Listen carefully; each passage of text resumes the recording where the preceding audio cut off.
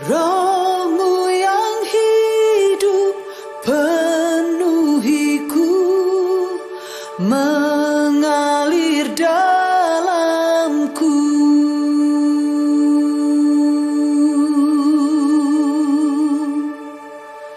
Jiwaku tenang bersamamu dalam naunganmu.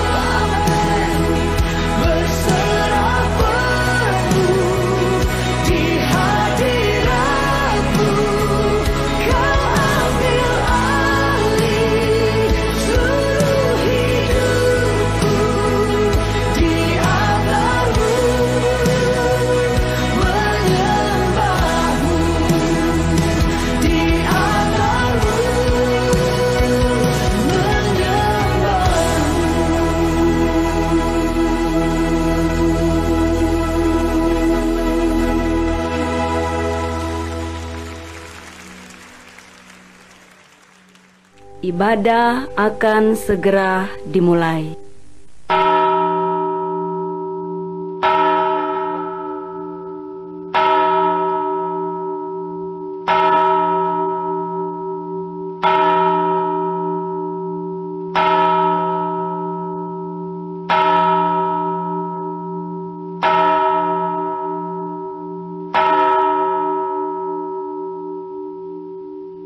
Jemaat diminta untuk berdiri.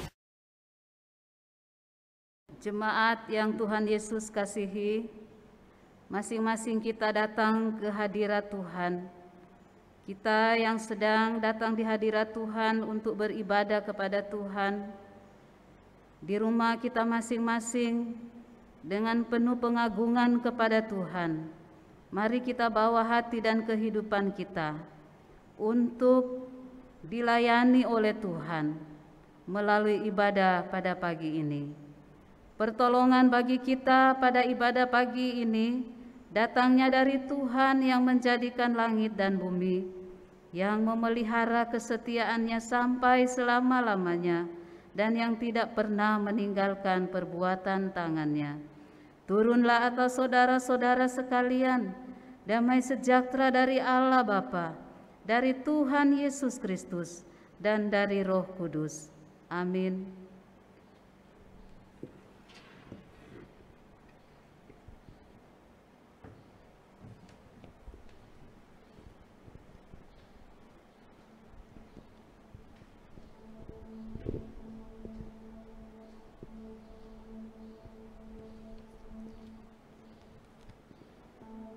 Shalom, Bapak Ibu Saudara-saudari yang terkasih di dalam Tuhan Yesus.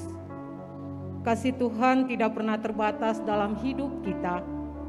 Terbukti kita masih ada sampai saat ini. Dan Dia masih memperkenankan kita untuk beribadah di pagi hari ini. Untuk itu mari kita siapkan hati dan pikiran kita, menyembah dan memuji Tuhan. Sebab Allah kita adalah Allah yang besar, yang patut kita berikan kemuliaan dan hormat. Kita angkat pujian sebab Kau besar.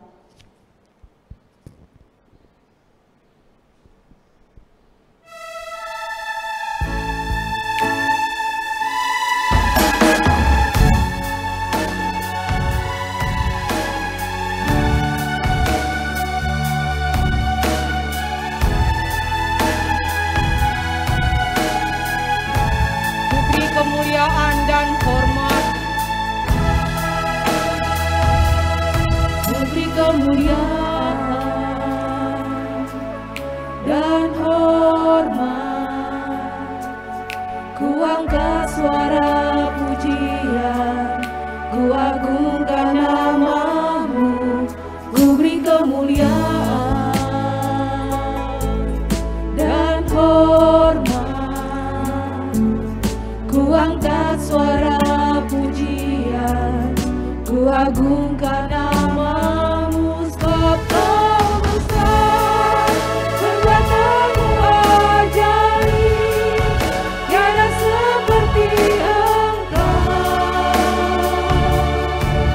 tiada seperti Engkau. Sebab Kau besar, perbuatan-Mu ajaib, tiada seperti Engkau, tiada seperti Engkau. ku beri kemuliaan dan hormat.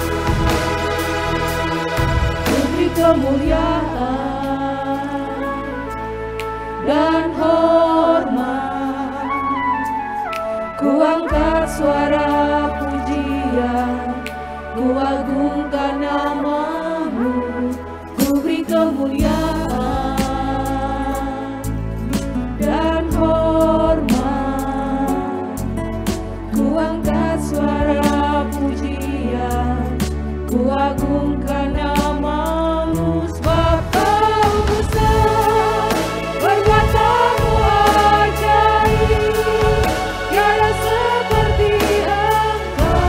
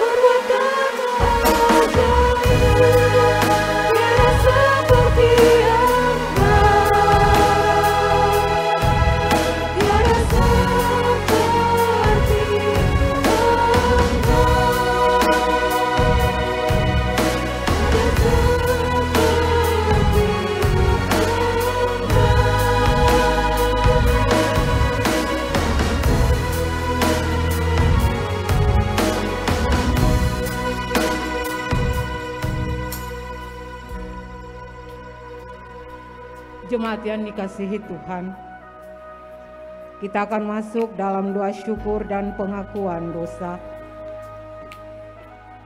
Marilah kita bersyukur atas setiap kebaikan dan penyertaan Tuhan di sepanjang hari-hari hidup kita. Terbukti kita masih menikmati nafas hidup sampai saat ini. Kita masih menikmati berkat-berkat Tuhan lewat segala pekerjaan maupun usaha kita. Dan kita bersyukur atas setiap kegagalan dan masa-masa sulit yang kita hadapi pada masa pandemi ini. Karena dari situlah kita akan belajar bertumbuh dan kita lebih mengasihi Tuhan.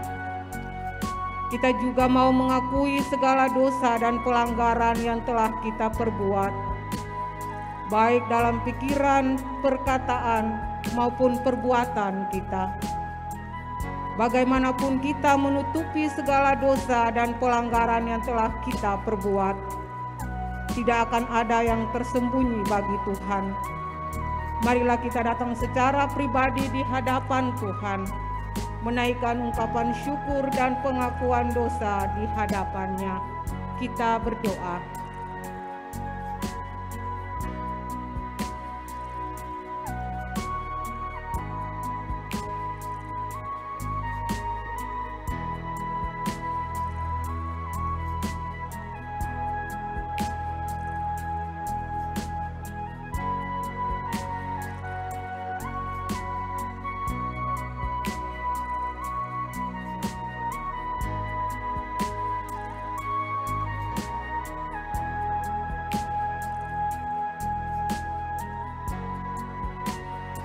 Allah Bapa yang bertahta dalam kerajaan sorga, kami mengucap syukur di pagi hari ini Tuhan, karena Tuhan masih memperkenankan kami untuk kembali beribadah, memuji dan memuliakan Engkau. Di saat ini ya Tuhan, kami sebagai anak-anak-Mu, kami telah menaikkan ungkapan syukur kami di hadapan-Mu, dan kami telah mengaku segala pelanggaran dan dosa kami. Untuk itu ya Tuhan, kami mohon dengan kerendahan hati, kiranya Tuhan mau mendengar dan menjawab setiap doa kami, seturut dengan rencana dan rancangan-Mu dalam hidup kami. Terima kasih ya Tuhan, layakan kami di pagi hari ini untuk menikmati setiap berkat-Mu. Terima kasih, ini doa kami Tuhan, hanya di dalam nama Tuhan Yesus Kristus Allah yang hidup, kami berdoa dan mengucap syukur. Amin. Dengarkanlah berita anugerah untuk kita semua. Kepada semua orang yang mengaku dosanya dengan sungguh-sungguh dan menyesal karena telah menempuh jalan yang demikian, sebagai hamba Kristus Yesus, saya memberitakan kepada saudara sekalian bahwa pengampunan dosa telah berlangsung dalam nama Bapa dan Anak dan Roh Kudus. Jemaat dipersilahkan duduk.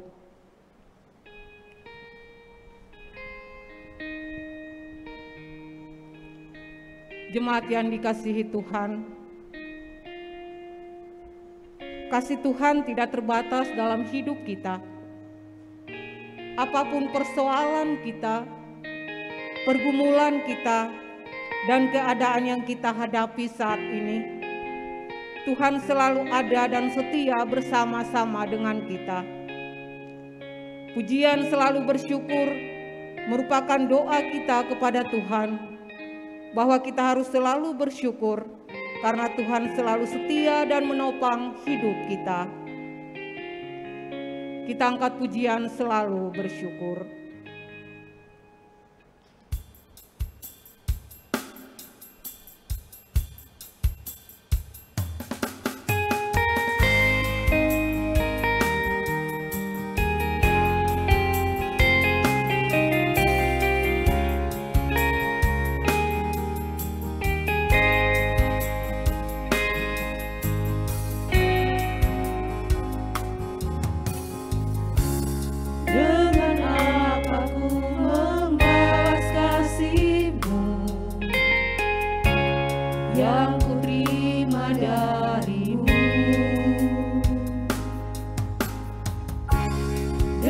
Dengan apa ku membalas cintamu, oh Yesusku. Ku mau selalu bersyukur, selalu bersyukur. Kau Tuhan yang setia, yang selalu menopang. Ku mau selalu bersyukur, selalu bersyukur. Kau Bapa-Ku yang setia. Dengan apa aku membalas kasih-Mu? Dengan apa ku membalas kasih-Mu yang ku terima dari-Mu? Dengan apa ku membalas cinta-Mu, oh Yesusku. Ku mau selalu bersyukur, selalu bersyukur. Kau Tuhan yang setia, yang selalu menopang. Ku mau selalu bersyukur, selalu bersyukur. Kau Bapa-Ku yang setia.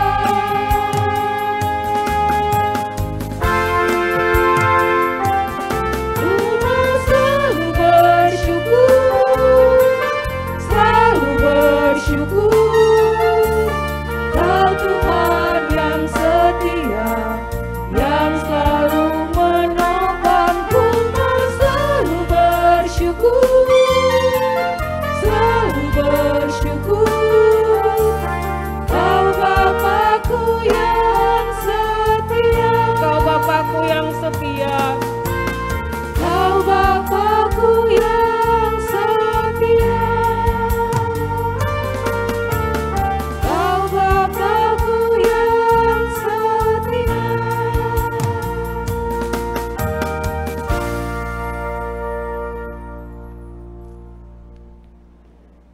Jemaat yang terkasih, kita akan mengikrarkan pengakuan iman kita kepada Tuhan. Tetapi sebelum itu, mari kita angkat pujian dari Kidung Jemaat 402. Kuperlukan juru selamat. Pada ayat yang keempat, saya jemput jemaat bangkit berdiri.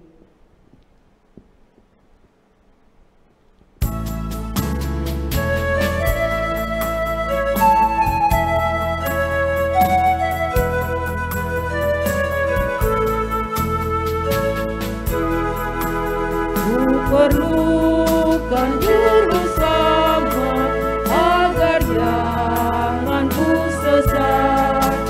Selalu harus ku rasakan bahwa Tuhan ku dekat. Maka jiwaku tenang, takkan takut dan enggan. Bila Tuhan ku membimbingku di malam pun tentram.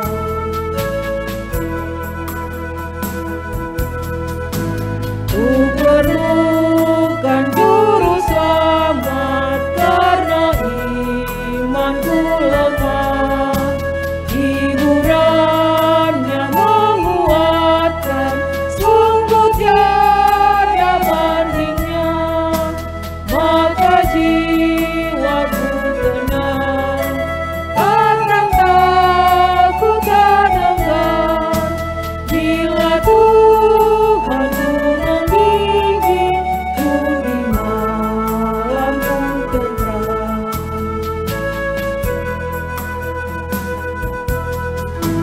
Ku perlukan juru selamat dalam langkah juangku. Siang malam suka duka, dengan Tuhan ku teguh. Maka jiwaku tenang, takkan takut dan enggan. Bila Tuhan Tuhanku membimbingku di malam pun tentram. Saya jemput jemaat bangkit berdiri.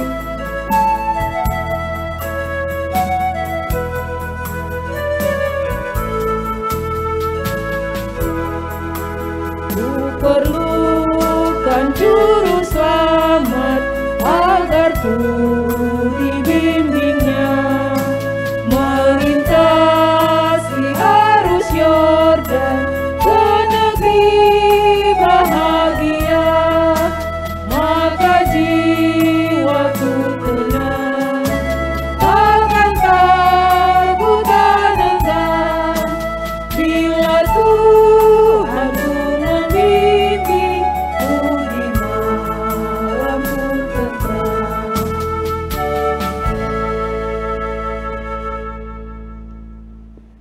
Bersama-sama dengan orang percaya di segala abad dan tempat, marilah kita mengikrarkan pengakuan iman rasuli. Pengakuan iman rasuli.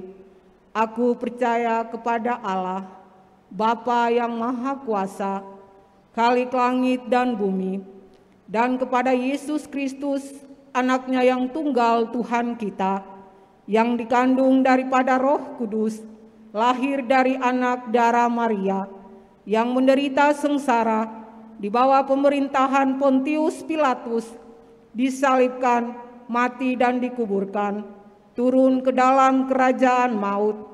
Pada hari yang ketiga, bangkit pula dari antara orang mati, naik ke sorga, duduk di sebelah kanan Allah, Bapa yang Maha Kuasa, dan dari sana ia akan datang untuk menghakimi orang yang hidup dan yang mati. Aku percaya kepada Roh Kudus, gereja yang kudus dan am, persekutuan orang kudus, pengampunan dosa, kebangkitan tubuh, dan hidup yang kekal. Amin. Jemaat dipersilahkan duduk.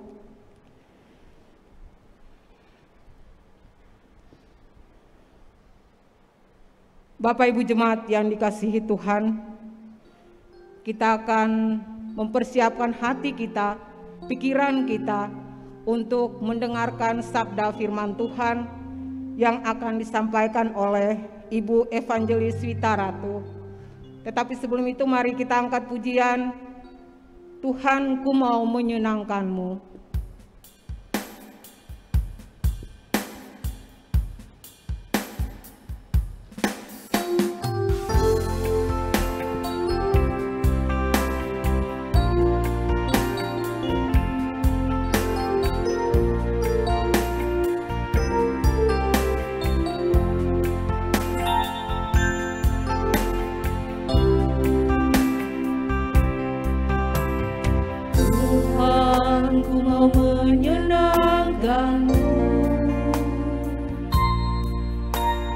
Tuhan bentuklah hati ini jadi bejana untuk hormat-Mu, cemerlang bagai emas murni. Tuhan, kuserahkan hatiku, kuserahkan hatiku, semua ku berikan padamu. Kuduskan hingga tulus selalu, agar aku menyenangkanmu, menyenangkanmu, menyenangkanmu, senangkanmu, hanya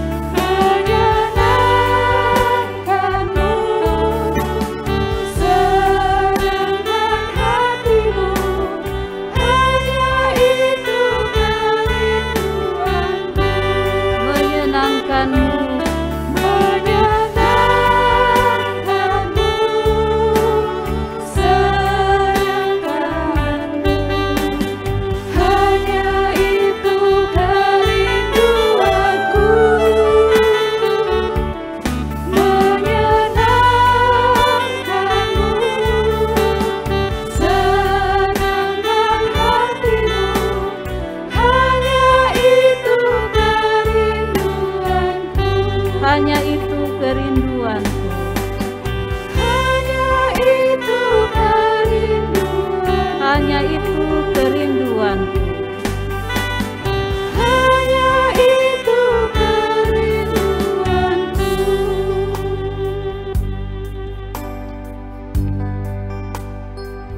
Ya Tuhan, sungguh Engkau tahu kami masing-masing pribadi, baik kami yang sedang melayani di rumah-Mu yang kudus ini, bahkan setiap jemaat yang sedang beribadah di rumah masing-masing. Sungguh Engkau yang tahu akan isi hati kami Tuhan, pikiran kami, ketika kami menaikkan pujian ini menyenangkan hati Tuhan. Tidak ada yang lain selain kerinduan kami adalah hanya untuk menyenangkan hati-Mu ya Tuhan. Untuk itu Tuhan, kami sungguh dengan jujur mengaku di hadapan-Mu. Kami penuh dengan keterbatasan. Biarlah kiranya Tuhan menyelidiki hati kami masing-masing. Benarkah kami sungguh kerinduan kami adalah hanya untuk menyenangkan hati Tuhan? Melalui kesempatan pada pagi ini dalam ibadah ini Tuhan, tolong kami untuk sungguh siap diarahkan, ditegur oleh kebenaran firman Tuhan. Untuk kami mengaku dengan sungguh-sungguh di hadapan-Mu bahwa kami penuh dengan keterbatasan. Ada banyak sisi-sisi yang ada di dalam hidup kami yang belum kami serahkan secara tuntas di hadapan-Mu Tuhan, sehingga Engkau secara sempurna mendapati kami menyenangkan hati-Mu, baik hamba-Mu maupun segenap kami yang ada. Tolong kami Tuhan, ini doa kami. Di dalam nama Tuhan Yesus Allah yang hidup kami berdoa. Amin. Shalom Bapak Ibu yang Tuhan Yesus kasihi, selamat pagi. Bersyukur kepada Tuhan oleh karena kasih setia dan rahmat-Nya yang begitu besar. Dengan kita tidak menganggap situasi ini sudah biasa, tetapi setiap detik kehidupan kita dengan Tuhan izinkan ada di tengah-tengah situasi yang masih dalam kategori sulit dan tidak menentu ini. Kita bersyukur karena Tuhan sungguh amat baik. Kita bersyukur karena Tuhan sungguh menghantar kita ke hadirat-Nya untuk mau diselidiki oleh Tuhan. Menselidiki hati dan pikiran kita. Apakah sungguh-sungguh hidup kita mau menyenangkan hati Tuhan. Kita akan merenungkan kebenaran firman Tuhan yang masih di dalam pembahasan kitab 1 Tesalonika. Kitab 1 Tesalonika pasal yang ke-4 ayat 1 sampai yang ke-12. Kita akan membukanya bersama-sama. Kita akan membaca secara bersama-sama. Bapak Ibu Saudara yang sedang beribadah di rumah, buka Alkitab kita. Jangan kita bermalas oleh karena kita sedang ibadah di rumah, tetapi mari kita sungguh-sungguh dengan penuh semangat di hadapan Tuhan, mempersembahkan hidup kita sebagai persembahan yang kudus di hadapan Tuhan. Kita buka 1 Tesalonika pasal 4 ayat 1 sampai yang ke-12. Nasihat supaya hidup kudus. Akhirnya saudara-saudara, kami minta dan nasihatkan kamu dalam Tuhan Yesus. Kamu telah mendengar dari kami bagaimana kamu harus hidup supaya berkenan kepada Allah. Hal itu memang telah kamu turuti, tetapi baiklah kamu melakukannya lebih bersungguh-sungguh lagi. Kamu tahu juga petunjuk-petunjuk mana yang telah kami berikan kepadamu atas nama Tuhan Yesus. Karena inilah kehendak Allah, pengudusanmu, yaitu supaya kamu menjauhi percabulan, supaya kamu masing-masing mengambil seorang perempuan menjadi istrimu sendiri dan hidup di dalam pengudusan dan penghormatan, bukan di dalam keinginan hawa nafsu, seperti yang dibuat oleh orang-orang yang tidak mengenal Allah. Dan supaya dalam hal-hal ini orang jangan memperlakukan saudaranya dengan tidak baik atau memperdayakannya, karena Tuhan adalah pembalas dari semuanya ini, seperti yang telah kami katakan dan tegaskan dahulu kepadamu. Allah memanggil kita bukan untuk melakukan apa yang cemar, melainkan apa yang kudus. Karena itu siapa yang menolak ini bukanlah menolak manusia, melainkan menolak Allah yang telah memberikan juga rohnya yang kudus kepada kamu. Tentang kasih persaudaraan tidak perlu dituliskan kepadamu, karena kamu sendiri telah belajar kasih mengasihi dari Allah.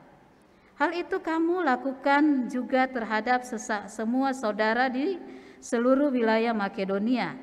Tetapi kami menasihatkan kamu saudara-saudara supaya kamu lebih bersungguh-sungguh lagi melakukannya. Dan anggaplah sebagai suatu kehormatan untuk hidup tenang, untuk mengurus persoalan-persoalan sendiri dan bekerja dengan tangan, seperti yang telah kami pesankan kepadamu, sehingga kamu hidup sebagai orang-orang yang sopan di mata orang luar dan tidak bergantung pada mereka. Demikian jauh pembacaan firman Tuhan. Bapak Ibu, saudara yang dikasihi oleh Tuhan, jujur ketika tiba tadi di halaman gereja ya, saya agak sedikit grogi oleh karena saya lupa membawa flash di mana itu berisi PowerPoint. Itu saya ingat ketika sudah di depan Ramayana, sudah mau depan Ramayana. Akhirnya tanpa pikir panjang saya putar balik.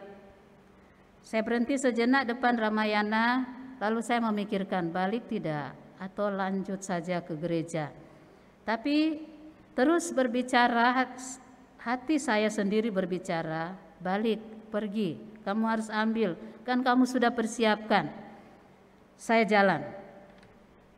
Di tengah dalam perjalanan saya berdialog dengan Tuhan. Ya, saya bilang, Tuhan, tolong saya, lindungi saya dalam perjalanan. Saya mau ambil flash. Nah, sebelum di Hansen, Tuhan ya di dalam hati saya berbicara, hehehe, kamu ini kan, kamu harus akui keterbatasan kamu, ya. Memang kamu sudah mempersiapkan, lalu kamu mau ngotot, mau balik lagi. Sebenarnya kamu mau senangkan siapa? Kamu mau senangkan dirimu atau mau senangkan hatiku? Saya terus berdialog, lalu saya berhenti di depan Hansen situ di mana ada orang berjualan ya, pulsa. Saya tanya, boleh tanya jam berapa ya sekarang? Tinggal 3 menit jam 8. Waduh. Tetapi masih ada hati kecil saya masih mau terus mau jalan. Saya antara jalan, tidak. Ya. Kembali saya diingatkan, kamu ini terbatas, harus diakui. Ya. Kamu harus mengakui itu karena itu adalah bentuk untuk kamu menyenangkan hatiku. Supaya kamu belajar lebih lagi untuk lebih lagi mempersiapkan. Biasanya saya sudah persiapkan dari malam. Saya sudah isi di tas. Saya ingat tapi saya kok tidak langsung lakukan. Nah, Bapak Ibu yang dikasihi oleh Tuhan, ketika saya putar balik di Hansen untuk mengarah ke sini, wah, saya sungguh memuji kebesaran Tuhan. Dengan begitu, dengan hati yang tertunduk dan pikiran ditundukkan kepada Tuhan. Puji Tuhan, terima kasih Tuhan, Engkau mengingatkan saya. Dari tadi saya berkeras hati. Kalau Tuhan mau pakai bahasa Manado, dia mau bilang, so tua ngana sayang. Ngana perlu sadar akan hal itu. Tapi perlu juga lebih mempersiapkan. Saya bersemangat. Dan ketika tiba di gereja ini, betul-betul saya excited sekali di dalam menyampaikan kebenaran firman Tuhan. Dan terima kasih untuk Bismeti yang mau menolong saya. Saya bilang, tolong saya, ketikkan saya outline khotbahnya saja. Nah, Bapak Ibu yang Tuhan Yesus kasihi, Firman Tuhan pada pagi ini kita akan membahas satu tema yang telah kita baca tadi, menyenangkan hati Allah. Nah, menyenangkan hati Allah ada dua bagian besar yang akan kita renungkan. Pertama, menyenangkan hati Allah itu pada ayat 1 sampai yang kedua. Dua hal itu adalah, satu, menyenangkan hati Allah adalah standar yang kekal di dalam kehidupan kerohanian kita. Yang kedua, menyenangkan hati Allah adalah supremasi tertinggi di dalam kehidupan kerohanian ketiga. Dan bagian kedua adalah bagaimana kita menjalani hidup yang menyenangkan hati Allah. Pada ayat yang ketiga sampai yang ke-12 ada 3 bagian. Pertama, menjaga kekudusan hidup.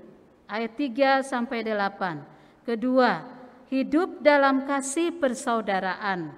Ayat 9 sampai yang ke-10. Yang ketiga, hidup dalam ketertiban. Ayat 11 sampai yang ke-12. Kita memulainya dari yang pertama. Pengertian menyenangkan hati Allah. Nah, Bapak Ibu, sebelum saya melangkah jauh, ya puji Tuhan ya, ada kesehatian kita di dalam melayani. Ya, tanpa saya menghubungi Ibu Fani untuk menyanyikan pujian ini, ternyata Ibu Fani mau menyanyikan itu, kita bersama-sama menyanyikan. Menyenangkan hati Allah. Nah, ketika kita menyanyikan lagu ini ya, dengan nada yang begitu lembut ya, rasanya sangat enak ya. Nah, mungkin saya mengajak kita menyanyikan lagi satu kali lagi lagu ini dengan penuh dan semakin dalam penghayatan. Tuhan, ku mau menyenangkanmu. Tolong Pak Tom.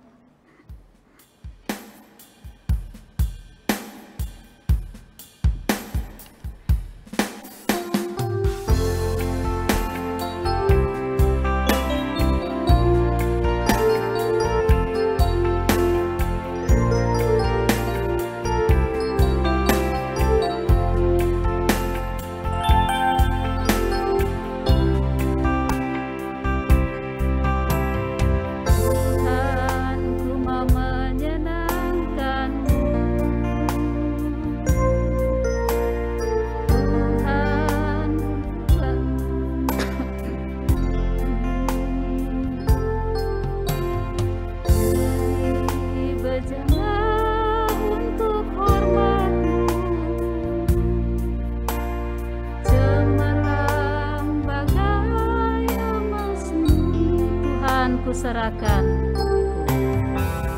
Tuhan ku serahkan, semua ku berikan padamu. Kuduskan hingga tulus selalu, agar aku menyenangkanmu,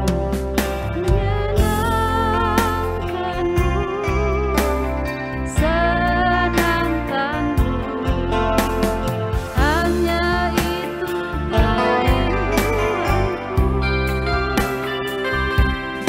menyenangkanmu,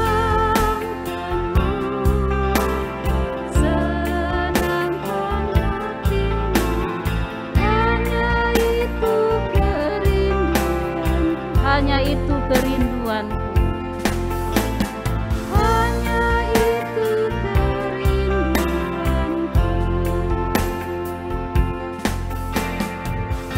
Wow, Bapak Ibu yang dikasihi oleh Tuhan, hanya itu kerinduanku ya Tuhan, adalah hanya untuk menyenangkan hatimu ya Tuhan.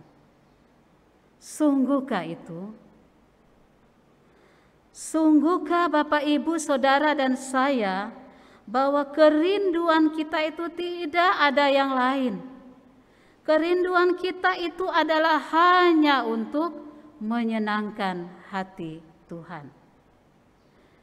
Bagaimana dengan apa yang masih tersembunyi di dalam hidup kita yang tidak dilihat oleh orang lain, tetapi diketahui oleh Tuhan, Dan Bapak Ibu Saudara dan saya tahu bahwa itu Bapak Ibu Saudara dan saya, sisi-sisi itu kita belum dapat tundukkan kepada kehendak Tuhan. Memang menyanyikan pujian ini sungguh-sungguh sangat menggetarkan hati saya.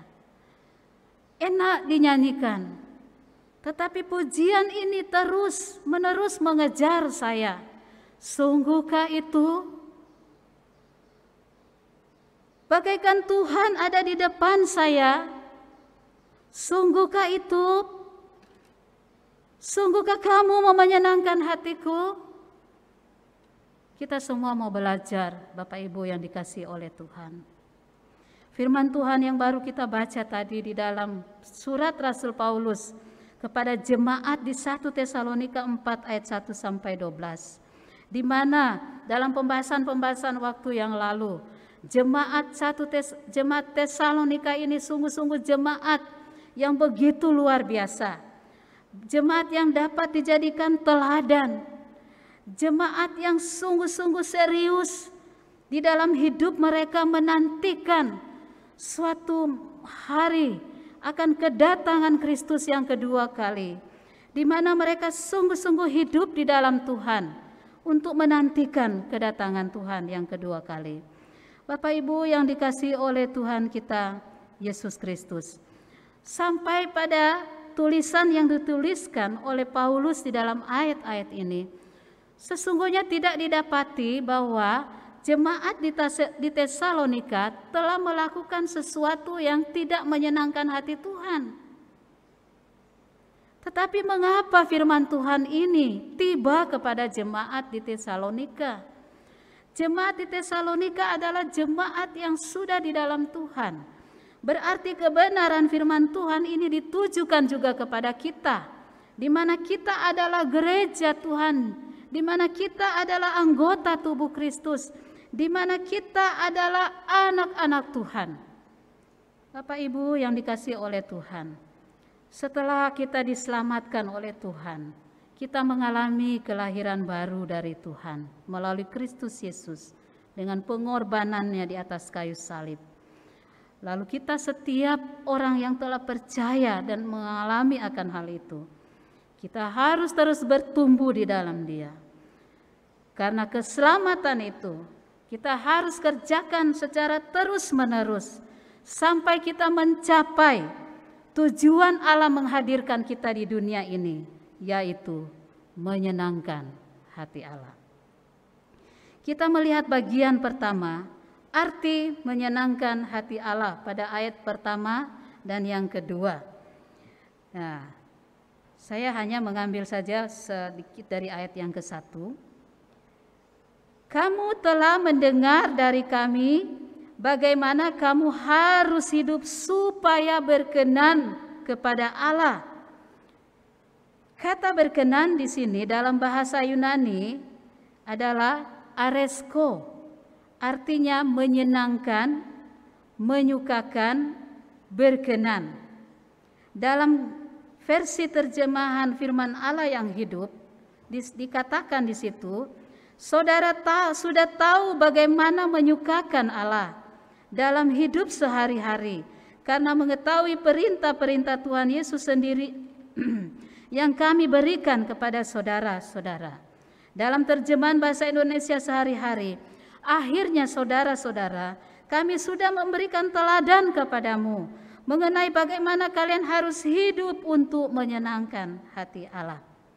Nah, Bapak Ibu yang dikasihi oleh Tuhan kita Yesus Kristus, dalam struktur bahasa asli di sini perkataan Paulus ini bukan hanya sekedar permohonan yang biasa-biasa saja, tetapi di sini ada nuansa penegasan, ada himbauan, ada urgensitas di situ yang begitu kuat supaya jemaat di Tesalonika melakukan perintah yang disampaikan oleh Paulus kepada mereka. Paulus memiliki kerinduan yang sangat dalam supaya jemaat di Tesalonika dan juga kita yang hadir pada saat ini Untuk kita tidak hanya berpuas diri dengan keadaan yang sekarang. Untuk jemaat di Tesalonika tidak hanya berpuas diri bahwa kamu itu jemaat yang patut diteladani loh. Kamu adalah jemaat yang hebat, yang luar biasa. Paulus membawa mereka untuk tidak berhenti sampai di situ. Paulus mengharapkan sekali supaya iman daripada jemaat di Tesalonika dan juga kita untuk terus-menerus bertumbuh, bertambah. Sekalipun jemaat di Tesalonika pada waktu itu hidup di tengah-tengah keadaan kota Tesalonika, di mana moralnya begitu rusak dan bobrok.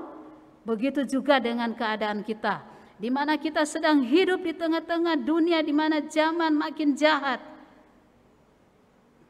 Bapak Ibu yang Tuhan Yesus kasihi, Rasul Paulus ingin membawa jemaat Tesalonika untuk tidak berhenti kepada kepuasan rohani tertentu.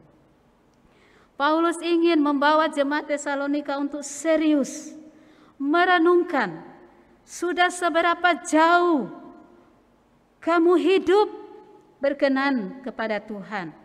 Sudah mati-matiankah kamu hidup menyenangkan, menyukakan, membuat Tuhan tersenyum melihat kehidupanmu?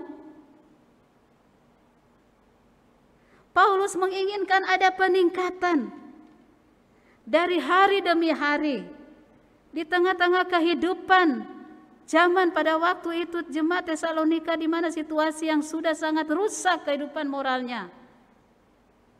Tuhan ingin mengatakan kepada mereka, kamu harus tiba pada puncaknya itu, menyenangkan hati Tuhan.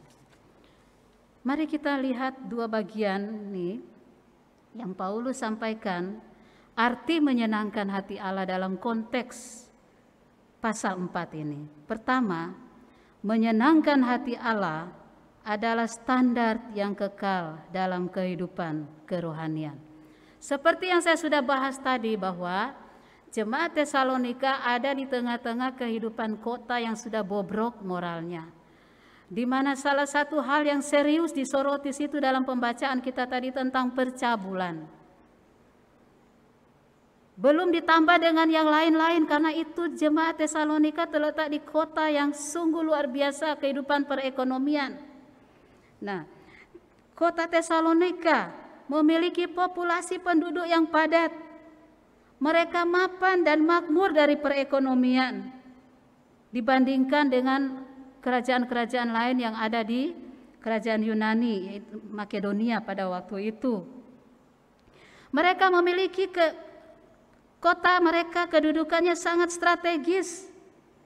Ada di pelabuhan yang terbaik yang terletak antara jalan raya utama yang menghubungkan antara Roma dan Asia.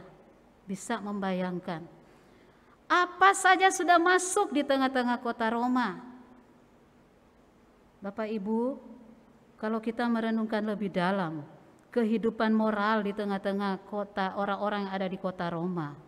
Jadi percabulan itu, persinahan itu, seks bebas itu, praktek-praktek yang tidak berkenan di hati Tuhan di dalam mereka menjalankan bisnis, di dalam pergaulan mereka anggap itu satu hal yang biasa, bahkan sudah jadi budaya.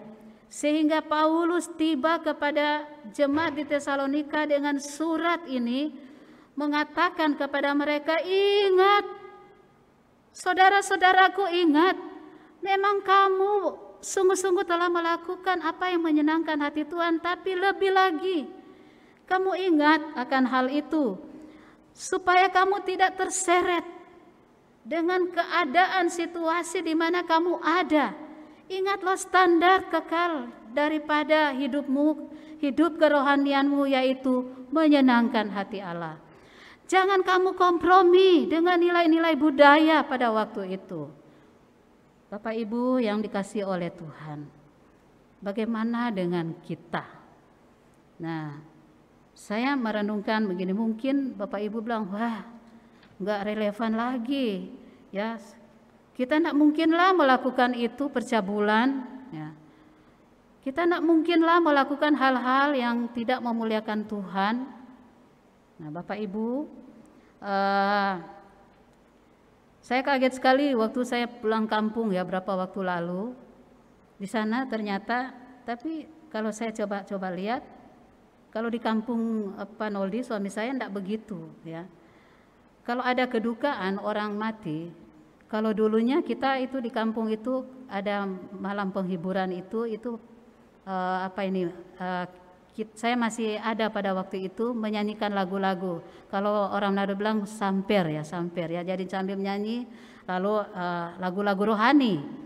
Walaupun pada waktu itu yang saya tahu sekali orang-orang tua kita ya, orang-orang dewasa, saya masih anak-anak, mereka harus minum tuak ya, sambil mabuk, sambil menyanyi ya. Meski ombak-ombak sampai tinggal mereka oleng-oleng. Nah, tetapi saya pikir pasti ada yang serius. Termasuk saya masih polos pada waktu itu. Saya begitu menyanyikan itu dengan pemahaman saya yang masih polos dan saya belum tahu akan hal-hal itu. Sekarang sudah lebih modern. Saya kaget sekali Bapak Ibu ya. Mereka melakukan di malam penghiburan itu mereka joget-joget. Waduh, saya bilang ya ampun kampungku ya. Saya melihat dan mereka melakukan dari anak-anak kecil, mereka joget beria-ria berjoget ya sambil tertawa-tertawa sementara keluarga sedang menghadap mayat. Saya pikir Bapak Ibu itu telah ya mereka telah menggeserkan nilai rohani di situ, di mana Alkitab mengatakan dalam kitab Roma 12 ayat 15, bersukacitalah dengan orang yang bersukacita, menangislah dengan orang yang menangis. Tetapi saudara-saudara saya melihat sungguh ya, hampir ya selalu ada kematian di kampung. Waduh, saya sedih dengan mereka bangga ya. Pasangan-pasangan ada yang dengan pasangan yang lain, aduh sedih sekali Bapak Ibu. Nah, tapi bagaimana dengan kita? Bagaimana dengan kehidupan kita di dalam kita menjalani hidup? Sadar atau tidak sadar mungkin kita telah kompromi dengan kebudayaan yang ada. Ya, itu mah sudah biasa. Ya, Bapak Ibu, ya, puji Tuhan sekali. Gereja Kristen Kalam Kudus Sorong bahkan sekolah Kristen Kalam Kudus Sorong kalau Bapak Ibu tahu dan mengikuti perkembangannya. Di dalam pergumulan, di dalam membangun gereja, untuk mendapatkan izin membangun, bahkan sekolah, ya dalam proses-prosesnya, bahkan untuk ada penambahan 1 unit lagi yaitu SMK. Bagaimana itu diproses dengan luar biasa Bapak Ibu, dan gembala di sini bahkan hamba-hamba Tuhan dan majelis begitu serius dengan Tuhan. Mereka tidak mau kompromi sekalipun mereka dipersulit. Sekalipun saya percaya mungkin mereka ada saat-saat mereka bilang, ya sudah ya daripada kita sulit. Tapi mereka tiba pada satu titik, tidak, ini semua adalah untuk Tuhan. Mau menyenangkan hati Tuhan. Nah, mari Bapak Ibu renungkan. Serius dengan Tuhan. Jangan-jangan kebiasaan mengikis kerohanian kita untuk kita makin bertumbuh di hadapan Tuhan, menjadi serupa dengan Kristus, mau menyenangkan hati Tuhan. Yang kedua, menyenangkan hati Allah adalah supremasi tertinggi dalam kerohanian. Nah, kalau kembali berangkat dari kebudayaan dan mereka, dan ternyata disinyalir ada kemungkinan jemaat di Tesalonika merasa diri lebih tinggi daripada jemaat-jemaat yang lain. Oleh karena jemaat di Tesalonika sungguh-sungguh mendapat sanjungan dari Paulus dan jemaat-jemaat yang lain, orang-orang Kristen yang lain sampai di Akaya dan Makedonia. Dan itu merupakan fakta dan tidak dibuat-buat, tetapi suatu kenyataan yang dialami sendiri oleh jemaat Tesalonika. Tapi Paulus datang, hati-hati. Jangan kamu merasa diri lebih rohani daripada yang lain. Hati-hati. Paulus mau katakan kepada mereka, jangan kamu hanya memandang secara horizontal saja. Ingat kepada yang di atas. Ingat kepada yang di atas itu. bahwa tujuan Tuhan menghadirkan kamu di dunia ini, baik kamu pribadi maupun berjemaat, adalah tertingginya keagungannya itu adalah menyenangkan hati Tuhan. Bukan menyenangkan hatimu, hati-hati. Bapak Ibu, mari kita evaluasi lagi di dalam kehidupan kita melayani. Saya dan Bapak Ibu Saudara, sungguhkah itu kita mau minta Tuhan untuk bersihkan hati kita, supaya Tuhan mendapati bahwa pelayanan kita sungguh-sungguh menyenangkan hati Tuhan. Kita tiba pada bagian yang kedua, Bapak Ibu, yaitu hidup yang menyenangkan hati Allah. Bagaimana kita mau hidup menyenangkan hati Allah seperti dalam konteks ini yang Paulus minta kepada jemaat di Tesalonika. Nah, sekali lagi Bapak Ibu, jujur waktu saya membaca ayat-ayat ini sungguh sangat mengejutkan saya ya. Saya mencoba ya dalam tanda petik mencari-cari kesalahan jemaat di Tesalonika. Tidak ada. Nah, Paulus memuji mereka. Bahkan jemaat-jemaat lain memuji mereka akan keteladanan hidup mereka, akan perjuangan mereka mati-matian di tengah-tengah kesulitan yang ada, di tengah-tengah budaya moral yang sudah bobrok, tetapi jemaat di Tesalonika tetap hidup sebagaimana yang Tuhan inginkan, dan itulah yang menjadi kebanggaan dari pelayanan Paulus. Bapak Ibu, kita melihat kembali ayat yang ke-1 tadi. Akhirnya saudara-saudara, kami minta dan nasihatkan kepada kamu di dalam Tuhan Yesus. Kamu telah mendengar dari kami bagaimana kamu harus hidup. Bagaimana kamu harus hidup. Ya, kata hidup situ saya garis bawahi, supaya berkenan kepada Allah. Hal itu memang kamu telah turuti, tetapi baiklah kamu melakukannya lebih bersungguh-sungguh. Kata hidup di situ dalam bahasa Yunani adalah peripateo. Peripateo artinya berjalan, hidup, bertingkah laku. Nah, Bapak Ibu yang dikasihi oleh Tuhan, Paulus mau sampaikan kepada jemaat di Tesalonika, memang kamu telah hidup di dalam Tuhan, menjadi kebanggaanku, menjadi dalam pelayanan, sungguh tidak sia-sia.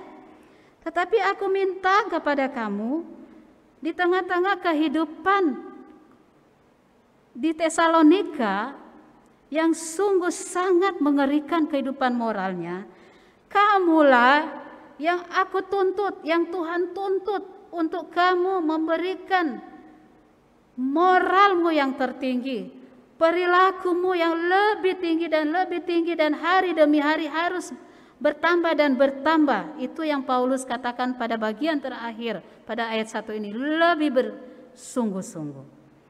Bapak Ibu yang dikasihi oleh Tuhan kita Yesus Kristus, apa yang Paulus minta di situ? Pertama, menjaga kekudusan hidup. Kalau mendengar akan hal ini, sepertinya kita sering mendengar firman Tuhan tentang menjaga kekudusan hidup, lagu-lagu yang kita nyanyikan, ya. Tapi mari kita kembali dengan penuh kerendahan hati di hadapan Tuhan, untuk Tuhan mau bentuk lagi melalui kebenaran firman Tuhan ini. Menjaga kekudusan hidup pada ayat 3 dan sampai ayat 8, nanti Bapak Ibu bacakan sendiri di rumah masing-masing. Nah, pada waktu Paulus menyampaikan kebenaran firman Tuhan, tulisan-tulisannya yang ada di jemaat Tesalonika itu adalah bermuara kepada kedatangan Tuhan Yesus yang kedua kali. Tetapi ternyata di tengah-tengah penyampaian Paulus itu, Paulus dikasih hikmat oleh Tuhan, dikasih kepekaan yang tinggi oleh Tuhan, bahwa ada isu yang penting juga yang harus kamu bicarakan kepada jemaat di Tesalonika, yaitu tentang kekudusan hidup. Sekali lagi, kalau coba cari-cari kesalahan daripada jemaat Tesalonika, tidak ada. Bahkan mereka tidak melakukan dosa percabulan, tidak. Tapi Paulus merasa sangat perlu untuk memberitahukan kepada mereka. Paulus merindukan supaya jemaat Tesalonika di masa penantian ini, di masa eskatologis ini, supaya mereka menanti dengan tetap sadar penuh, berjuang penuh, bergairah di hadapan Tuhan, menjaga kekudusan hidup. Paulus mau supaya mereka itu tidak hanya menyimpan firman Tuhan itu di dalam hati mereka. Paulus mau supaya mereka menghidup itu dengan penuh antusias. Jangan berlenga-lenga lagi. Lihat, lingkunganmu bobrok. Paulus mau bilang kepada jemaat Tesalonika, jangan kamu puas diri dengan keadaan kerohanianmu sekarang. Karena lihatlah, mengerikan sekali kehidupan saudara-saudaramu itu. Bapak Ibu yang dikasihi oleh Tuhan, kekudusan hidup tidak dianggap sepele oleh Tuhan. Tuhan bicarakan kepada Rasul Paulus, dan Paulus sampaikan kepada jemaat di Tesalonika. Paulus mau katakan, hati-hati loh saudara-saudaraku jemaat Tesalonika. Jangan kamu pikir kamu aman-aman saja. Jangan kamu pikir kamu itu adalah orang yang kebal terhadap situasi dan keadaan yang bobrok itu. Bapak Ibu yang dikasihi oleh Tuhan, mari kita secara jujur di hadapan Tuhan. Kalau tadi kita mati-matian, kita sudah menghajar jemaat Tesalonika sekalipun mereka tidak ada kesalahan. Ya, tapi Paulus mau ingin mereka hati-hati, jangan rasa aman. Mari kita juga. Tapi sebetulnya menjadi pertanyaan. Kalau kita masih merasa aman dengan kehidupan kerohanian kita, itu mungkin masih lebih baik. Tapi kalau kita merasa aman tanpa kita mengerti arti kehidupan kita, Tuhan menghadirkan kita di dunia ini adalah untuk menyenangkan hati Allah, wah itu parah. Sekalipun kita menyanyikan pujian tadi, menyenangkanmu, senangkanmu, hanya itu kerinduanku. Bapak, Ibu, Saudara dan saya yang tahu. Tetapi yang jelas, mari tundukkan hati dan pikiran kita kepada Tuhan. Jangan kita merasa aman dengan kehidupan kerohanian kita. Kita mungkin bilang, ya yang tahu kan saya. Yang tahu saya dengan Tuhan, kehidupan kerohanian saya, oke. Tapi jangan merasa aman. Jangan merasa kebal. Bapak Ibu ingat, ada beberapa tokoh di Alkitab yang sangat terkenal. Salah satunya adalah Raja Daud. Raja Daud dikenal dengan seorang yang hidupnya berkenan kepada Tuhan. Tetapi toh akhirnya dia jatuh, dia tergelincir dalam dosa ini. Di dalam persinahan, dalam percabulan. Mari kita jujur kepada Tuhan. Paulus mengatakan di dalam 1 Korintus 10 ayat 12, sebab itu siapa yang menyangka bahwa ia teguh berdiri, berhati-hatilah supaya ia jangan jatuh. Bapak Ibu yang dikasihi oleh Tuhan, titik lemah terhadap dosa sesungguhnya timbul ketika kita berpikir bahwa kita itu kuat, bahwa kita itu aman, bahwa hal itu tidak akan terjadi kepada kita.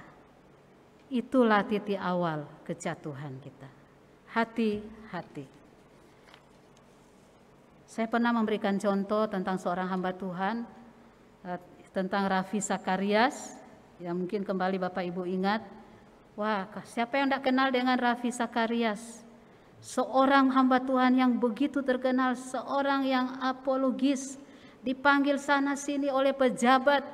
Dia mampu untuk berdialog, dia mampu berapologet dengan orang-orang terkemuka, dengan agama-agama yang lain. Dia mampu mematahkan ajaran-ajaran yang tidak berkenan kepada Tuhan. Dan di dalam penginjilan dia tidak asal-asalan. Dia seorang yang bersemangat, berapi-api dalam penginjilan. Tapi sayang, ternyata seorang Raffi Sakarias adalah seorang yang jatuh dalam dosa seksual.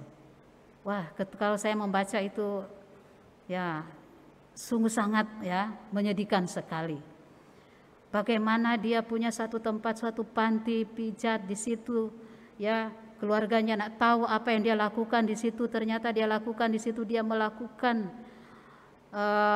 persinahan di tempat itu. Dan pada waktu dia pamit sama keluarga untuk pergi ke suatu negara mengadakan untuk menulis satu buku, ternyata di sana dia melakukan persinahan. Ada juga contoh yang lain, Bapak Ibu. Pendeta Gordon MacDonald, ya. Dia seorang pendeta yang luar biasa. Kalau saya baca, wah, dia penulis buku, bukunya sangat bagus. Dia presiden di InterVarsity Christian Fellowship.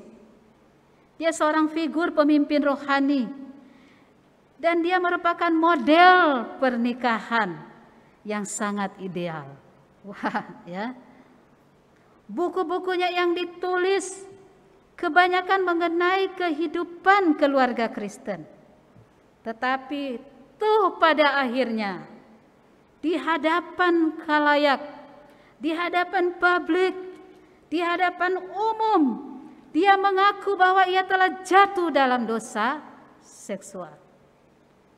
Hati-hati Bapak Ibu yang dikasihi oleh Tuhan. Paulus tidak henti-hentinya mengarahkan jemaat yang dia begitu jaga, jadi kebanggaan dia dalam pelayanan. Dia katakan, lebih bersungguh-sungguh lagi ya. Jangan kamu rasa aman, kamu lebih bersungguh-sungguh lagi. Bagaimana dengan kita? Dosa percabulan di sini itu dalam berbagai bentuk, ya kalau diterjemahkan. Berbagai bentuk dosa seksual di mana muaranya yaitu memuaskan hawa nafsu.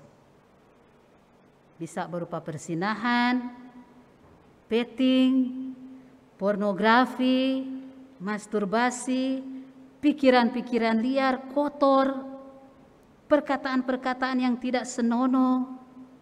Bapak Ibu, berapa bulan lalu saya keluar dari grup alumni SMA saya ya. Waduh, saya bergumul sekali.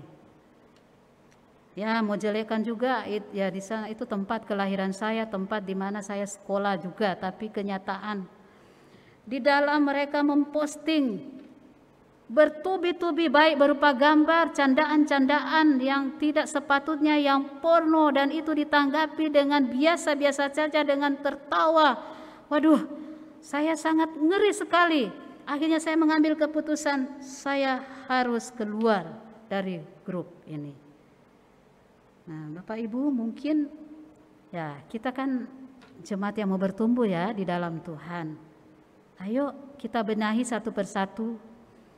Ya mungkin kayak dari hal yang kecil, ya candaan-candaan yang enggak tepat, yang porno ya, kita jadikan guyonan. Aduh, yang parahnya ditertawain rame-rame gitu. Padahal itu satu dosa yang menjijikkan. Walaupun itu hanya berupa candaan. Ingat, saudara, Bapak Ibu dan saya sebenarnya tujuannya adalah apa? Apakah mau menyenangkan, membuat teman-teman tertawa, seolah-olah bahagia, atau mau menyenangkan hati Tuhan? Bapak Ibu yang Tuhan Yesus kasihi,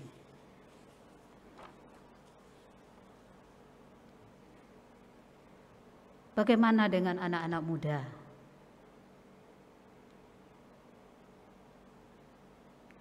Kalian yang paling tahu sendiri akan hidup kalian. Kalian yang paling tahu apa yang kalian lakukan di tempat-tempat yang tersembunyi. Ketika kamu searching internet seorang diri, di kamar mandi, di tempat kos, di tempat pekerjaan yang mungkin ada beberapa orang di ruangan itu, tetapi kamu agak tersendiri. Apa yang kamu isi dengan waktu-waktumu itu? Apa yang kamu searching pada waktu itu? Bapak Ibu yang Tuhan Yesus kasihi, anak-anak muda, bagaimana ketika kalian sedang berduaan dengan pasangan? Hati-hati. Sebagai jemaat Gereja Kristen Kalam Kudus Sorong, mari anak-anakku, anak muda, jaga kekudusan hidupmu. Jaga pergaulanmu itu sedemikian rupa. Jaga pasanganmu. Jangan kamu remehkan pasanganmu itu dengan secara murahan kamu memperlakukan dengan tidak sepatutnya. Sebagai pasangan jangan kamu mau menikmati akan hal-hal itu. Ingat, hidupmu adalah untuk menyenangkan hati Tuhan. Bapak Ibu yang Tuhan Yesus kasihi, Allah rindu mau melihat kita, baik kita sebagai orang tua. Kalau tadi dalam pembacaan itu ya, saya coba buka lagi di pada ayat yang ke-7.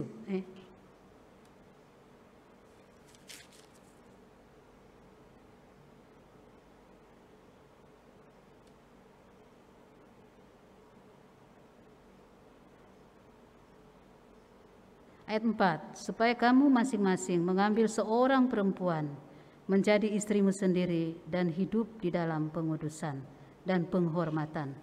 Nah, seolah-olah ini hanya berbicara kepada laki-laki atau kepada suami. Tapi dalam terjemahan asli dan beberapa terjemahan yang dekat dengan bahasa asli, ini diterjemahkan bejana. Bejana itu selalu kalau di dalam Alkitab, dalam tulisan-tulisan Paulus dihubungkan dengan hidup.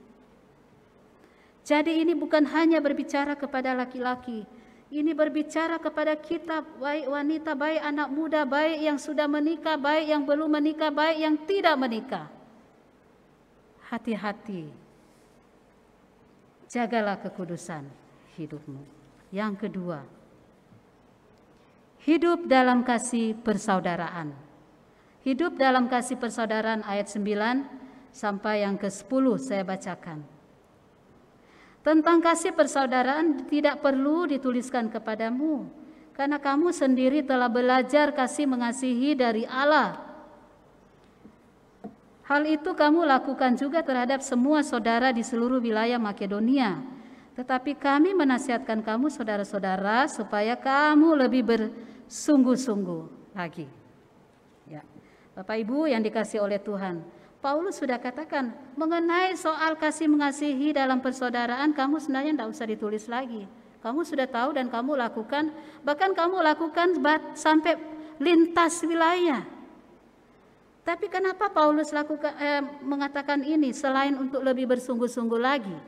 Karena Paulus mau katakan hati-hati kepada mereka supaya karena ada kebiasaan yang terjadi kalau orang itu beralih penyembahannya, beralih kepercayaannya dari penyembahan berhala kepada mengikut Kristus, mereka akan dimusuhi. Lalu Paulus bilang, ingat, kasihmu telah tersiar dan dirasakan, dialami di lintas wilayah. Tapi kamu ingat saudara-saudaramu itu, walaupun mereka menolak kamu, walaupun mereka tidak mengasihi kamu, kamu harus membuktikan kasih itu. Bahkan Paulus katakan kamu telah mengalami kasih Allah. Kamu harus buktikan kasih itu. Nah, kasih persaudaraan di sini diterjemahkan Philadelphia. Philadelphia, brotherly love, kasih persaudaraan. Nah, di tengah-tengah situasi dan keadaan sekarang, apakah brotherly love, kasih persaudaraan ini masih kental kita praktekkan? Bagaimana dengan keadaan yang sulit ini?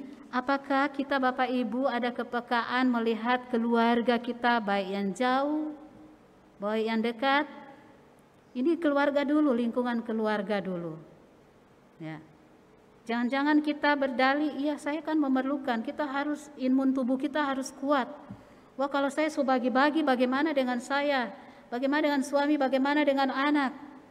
Nah, kalau Bapak Ibu, Saudara dan saya belum bisa melakukan brotherly love, Philadelphia di dalam keluarga, bagaimana mungkin bisa dilakukan di dalam berjemaat?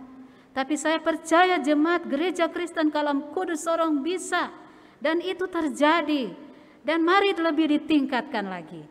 Oleh karena situasi keadaan sampai saat ini dan yang akan datang, kita tidak tahu kapan berakhir kesulitan ini. Ya, seperti yang pernah saya khotbahkan di ibadah komisi di Habakuk. Bahkan ya Tuhan mungkin akan mengambil semua yang ada pada kita. Walaupun itu mungkin tabungan untuk anak-anak kita untuk masa depan. Yang pada akhirnya yang kita miliki adalah hanya Tuhan saja. Bapak Ibu yang Tuhan Yesus kasihi, mari kita mempraktekkan kasih itu seperti yang Tuhan ingin. Kita mengalami kasih yang luar biasa dari Tuhan. Makanya Paulus katakan di sini, kamu telah alami kasih Allah. Bahkan di 1 Petrus 1 ayat 22. Kalau nanti Bapak Ibu baca, di situ ada kasih persaudaraan. Lalu di situ Petrus juga menjelaskan bahwa ada kasih Allah di situ juga. Jadi mau mengatakan kepada kita, kalau kamu mengasihi, kasihilah dengan penuh ketulusan, dengan penuh kesungguhan hati. Kalau kamu memang benar-benar telah mengalami kasih agape dari Allah, praktekkanlah itu. Kasih agape itu kepada saudaramu, dan itu adalah Philadelphia. Yang terakhir, Bapak Ibu yang dikasihi oleh Tuhan, hidup dalam ketertiban. Nah, ini saya tidak bahas panjang, oleh karena ini lebih mengarah kepada harus rajin bekerja. Itu telah dibahas, kalau saya tidak salah, Bapak Pendeta Farid dalam kitab Amsal. Jadi jangan malas, orang yang tidak kerja tidak boleh makan. Tetapi ini memang sangat serius diingatkan oleh Paulus kepada jemaat Tesalonika. Karena memang ada kecenderungan mereka mau malas. Karena dengan berdalih mereka sedang menantikan kedatangan Tuhan. Yang kedua kali Paulus bilang, ya ingat, itu tidak salah. Kamu hidup di dalam penantian, tetapi jangan lupa tanggung jawabmu, kamu harus bekerja.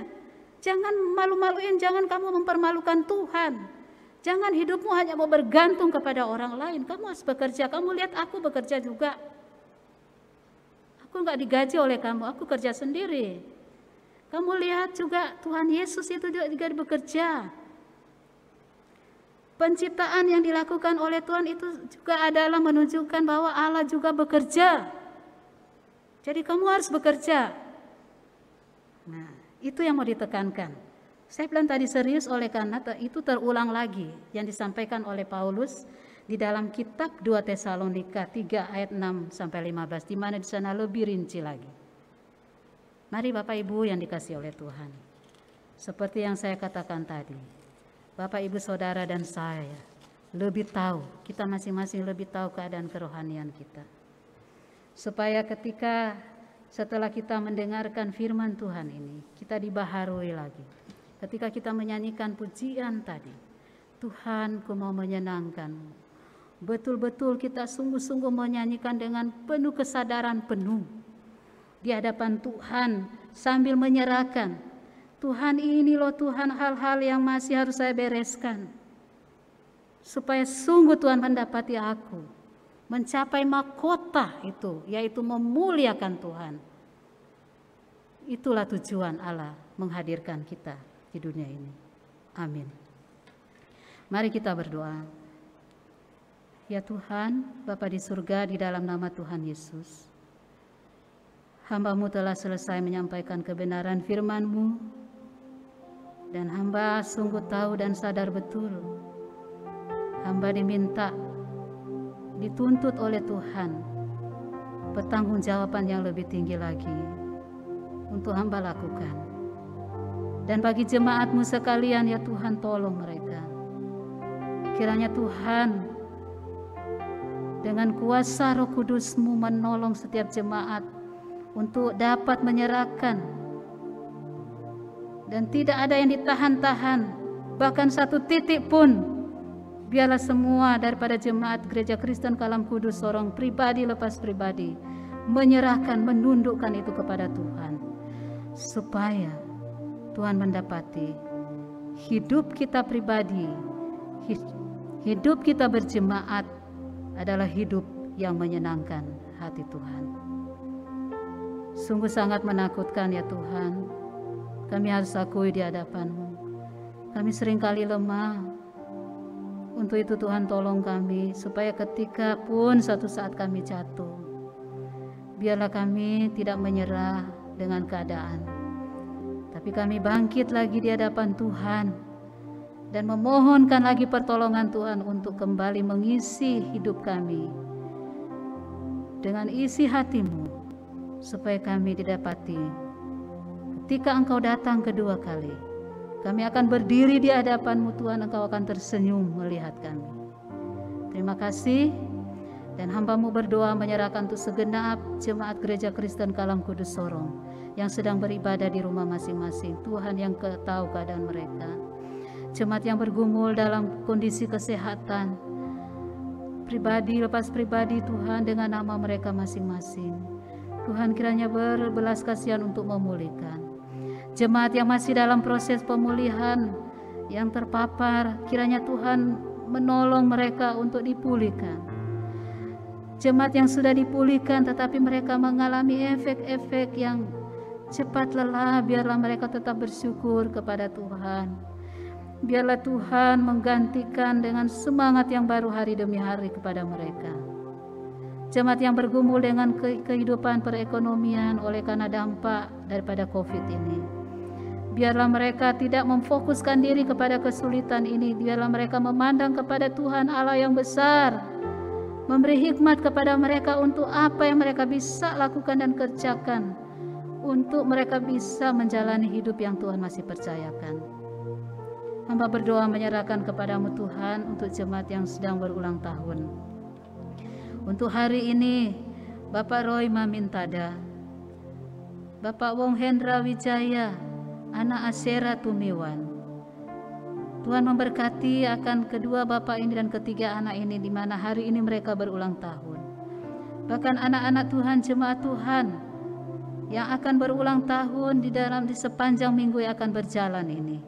Ibu Eli Ong, Bapak Yorianto Topa, Ibu Yeni Siahaya, Bapak Lukas Irianto Pasaribu, Bapak Hengki Bangke, Bapak Hengki Yong, Ibu Merlin, dan juga ada mungkin jemaat yang belum menuliskan data diri sebagai anggota jemaat dan mereka beralih ulang tahun. Tuhan memberkati mereka ya Tuhan. Tuhan menolong perjalanan hidup mereka, dituntun untuk diarahkan kepada hidup yang menyenangkan hati Tuhan.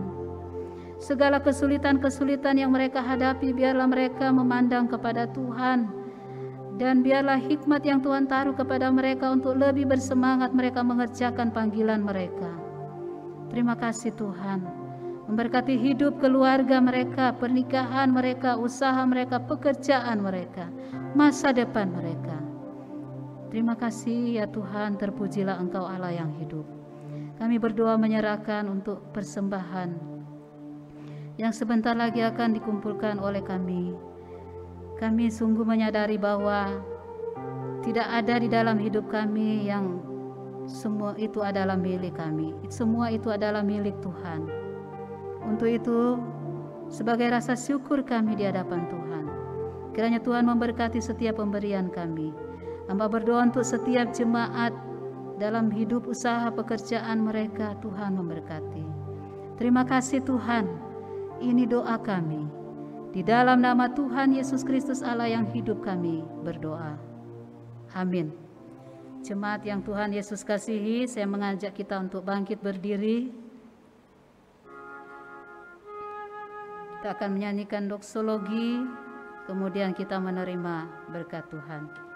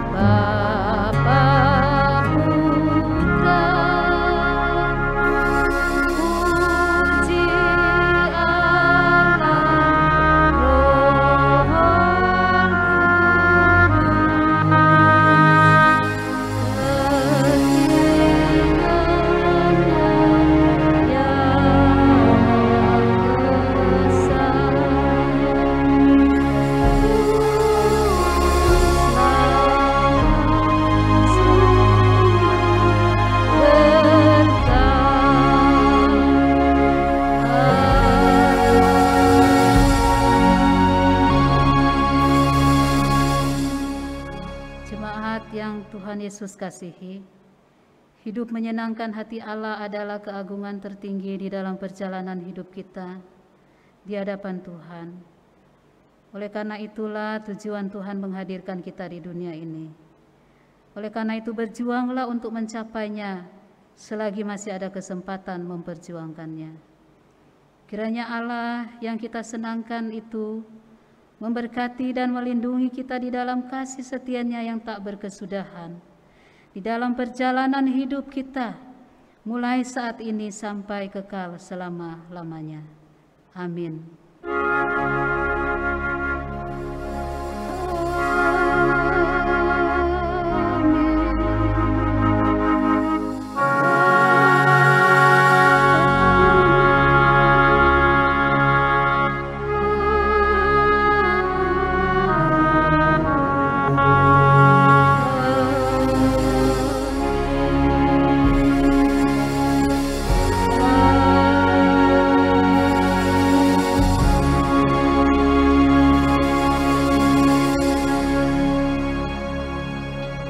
Silakan duduk, kita bersatu teduh dan ibadah telah selesai. Tuhan memberkati kita.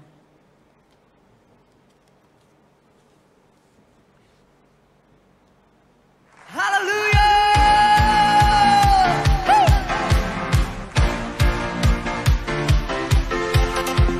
Come on. Boleh sama-sama melompat buat Allah kita. Come on.